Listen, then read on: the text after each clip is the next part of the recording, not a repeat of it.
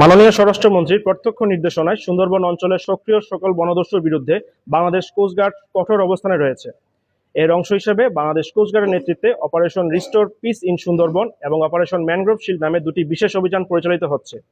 এই অভিযানের ধারাবাহিক সফলতা হিসেবে চতুর্থবারের মতো অপারেশন ম্যানগ্রোভ শিল্ডের আওতায় অভিযান পরিচালনা করে কুখ্যাত ডাকাত মেজর জাহাঙ্গীর বাহিনীর প্রধান মোহাম্মদ জাহিদুল ইসলাম ওরফে মেজর জাহাঙ্গীরকে আটক করা হয়।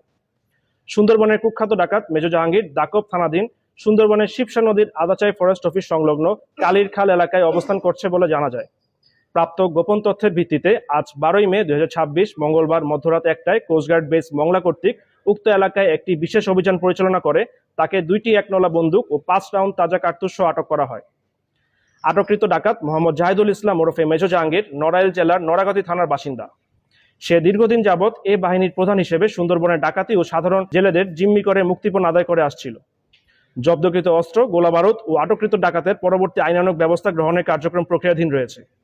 সুন্দরবনকে সম্পূর্ণরূপে দস্যুমুক্ত করতে বাংলাদেশ কোস্টগার্ড ভবিষ্যতেও এ ধরনের অভিযান অব্যাহত রাখবে।